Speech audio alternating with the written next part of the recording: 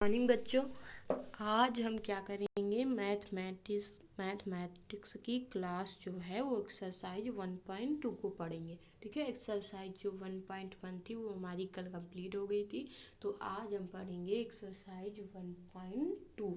ठीक है, तो 1.2 के बिल्कुल सरल क्वेश्चन है, तो उनको पढ़ते हैं। तो देखिए, पहला हमारा सवाल क्या है स्क्रीन पर, उसे पढ़िएगा। पहला सवाल है, निम्नलिखित संख्याओं को अभाज्य गुणनखंडों के गुणनफल के रूप में क्या कीजिए, दिखाइए। ठीक है, तो इनके केवल गुणनखंड करने हैं आपको। ठीक है, तो सबसे पहले हम आ जाते हैं अपने गुणनखंड पे। तो पहला ही है हमारा 140 है। पहला हमारा क्या है 140। 140 का अभाज्य गुणनखंड करेंगे, 2 से भाग करेंगे तो यहाँ पे आ जाएगा 70। ठीक है, फिर 2 से यहाँ पे करेंगे तो कितना आ जाएगा 35। फिर यहाँ पे कितने से करेंगे, 5 से करेंगे कितना आ जाएगा 7। फिर यहाँ 7 से करेंगे कितना आ जाएगा 1 आ जाएगा 1। ठीक है, तो हमारे पास 2 गुणते 5 गुणते 7 यही तो आया, तो उसी को हम लिख देंगे। तो वही लिख दिया गया है यहाँ पे, 2 गुणते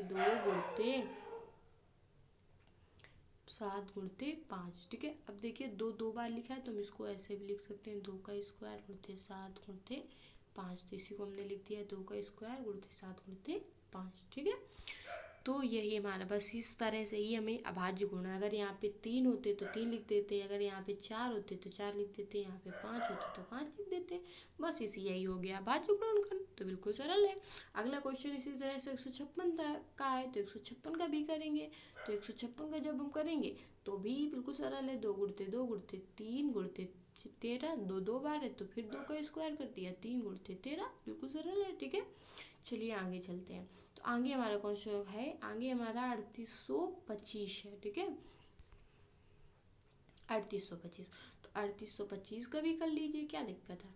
3825 का करेंगे तो हम देखेंगे कितने से, 3 से जाएगा, 3 से करेंगे 3 1 के 3, फिर कितना बचेगा यहाँ पे 2, कितना 3 1 के 3, अच्छा कुछ नहीं बचेगा।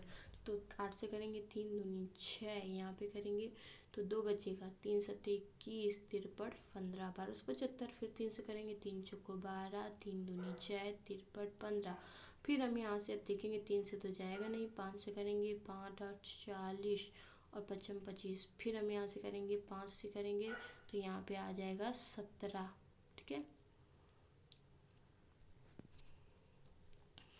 अब यहाँ पे आ जाएगा 17। ठीक है, 17 आ जाएगा। अब यहाँ पे 17 जब आएगा तो जगह नहीं है, इधर कर देते हैं। तो हम यहाँ पे क्या करेंगे, 17 से करेंगे, 17 1 के 17।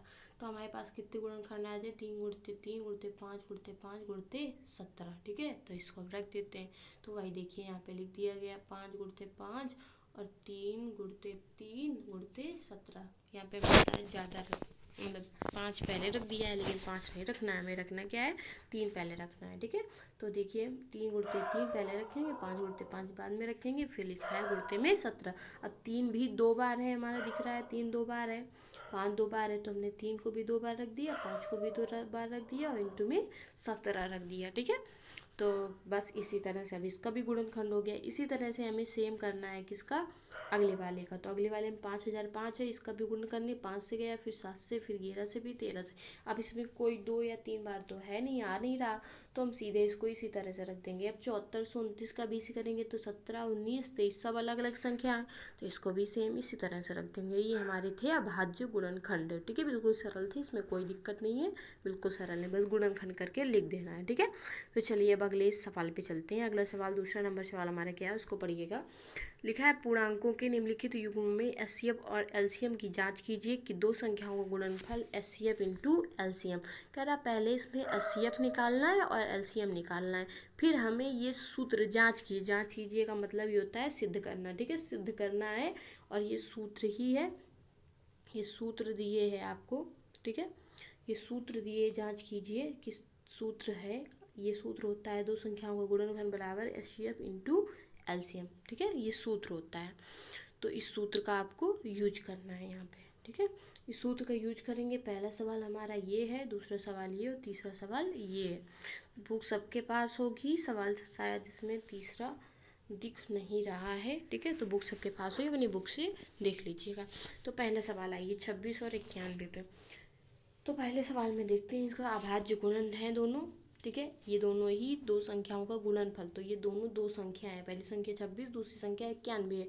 हम इसका पहले अभाज्य गुणनखंड कर लेते हैं। तो 26 का किया, 26 का क्या करेंगे, 2 से भाग देंगे 26 में, फिर कितने से भाग देंगे, तो 13 आ गया, फिर 13 से भाग देंगे, 13 किया, 2 गुणते 13 रख दिया। ऐसे 91 करेंगे पहले 7 से फिर 13 से, तो हमने लिख दिया 7 गुणते 13। अब हम देखेंगे दोनों में क्या कुछ कॉमन दिखाई पड़ रहा है, तो क्या दिखाई पड़ रहा है, 13। तो हमारा जो HCF होगा वो क्या हो जाएगा यहाँ पे 13, ठीक है, यही हो जाएगा। अब HCF 13 है तो LCM क्या हो जाएगा, तो LCM जो हमारा हो जाएगा वो LCM में पता है कि जो कॉमन लिया जाता है उसको एक बार रखा जाता है, और जो कॉमन में नहीं होता उसको भी ले लिया जाता है। 7 2 गुणते 7 गुणते 13, ठीक है। अब इसमें करेंगे अगर गुणा हम तो कितना हो जाएगा, 13 दूनी 26, 26 गुणते 7, तो हो जाएगा कितना, ये होगा 182। कितना हो जाएगा 182। तो लासा इसका जो आएगा वो कितना आ जाएगा 182, ठीक है। तो LCM और HCF निकालना है पहले, ठीक है। तो ये देखिए जरा LCM कितना लिखा है, LCM लिखा है 2 गुणते 7 गुणते 13 बराबर 182, शायद ये लिखना भूल गए थे, ठीक है। तो यहाँ पे ये आ गया हमारा 182, ठीक है। HCF हमारा कितना आ गया 13। अब हमारे पास सूत्र है, ये तो हमारा इतना आ गया, ये सवाल ने बोला था वो हो गया, लेकिन उसने जांच करने के लिए भी बोला है, सिद्ध करने के लिए बोला है, ठीक है। तो सिद्ध करने के लिए हम क्या करते हैं, वही सूत्र का यूज करेंगे जो आपको बताया गया अभी। सूत्र क्या बताया गया है, तो सूत्र का बताया गया है कि LCM इंटू HCF बराबर दो संख्याओं का गुणनफल, ठीक है। तो LCM हमने निकाला 182, HCF 13 रख दिया, दो संख्याओं का गुणनफल, दोनों संख्याओं को रख दिया, गुणनफल कर लिया। देखिए इसका गुणनफल करेंगे 2366 आएगा, और 26 गुणते 91 भी करेंगे तो कितना आ जाएगा 2366। इसका मतलब कि लेफ्ट हैंड साइड क्या है, राइट हैंड साइड के बराबर है। जब left hand side right hand के साइड के बराबर होता है तो इसका मतलब क्या होता है, प्रूव्ड, सिद्ध हुआ, या इसी को हिंदी में बोलते हैं पुष्टि हुई, ठीक है। तो ये लिख दिया गया, ठीक है। अब चलिए अपने आगे, ये तो बिल्कुल सरल सवाल था, ठीक है। इसी तरह से दूसरा नंबर भी करना है, तो दूसरे नंबर में भी हम क्या करेंगे, इनके अभाज्य गुणनखंड निकाल लेंगे। अभाज्य गुणन 510 का किया तो कितना आ गया, 510 का अभाज्य गुणनखंड करेंगे तो कितना आ जाएगा, तो 510 का करेंगे तो हमारा आ जाएगा 510 का किया तो 2 गुणते 3 गुणते 5 गुणते 17, ठीक है। इसका टोटल और कितना, इसका 17, इतना ही होगा, ठीक है। अब 92 का करेंगे तो 92 कितना आ जाएगा, 2 गुणते 23, ठीक है, करके देख लेते हैं। 510 का जरा करके देख लेते हैं, तो 2 से करेंगे, 2 से किया तो कितना आ जाएगा, 2 दूनी 4, ठीक है, 2 पंचे 10, फिर 2 पंचे 10, ठीक है। फिर हम कितने से करेंगे, 3 से करेंगे, 3 सत्ते 21, 63 24 53 15, ठीक है। फिर 5 से करेंगे, यहाँ पे आ जाएगा 17, और यहाँ 17 1 17, ठीक है। तो इतना ये देखिए आ रहा, 2 गुणते 3 गुणते 5 गुणते 17, ठीक है। चलिए आगे चलते हैं।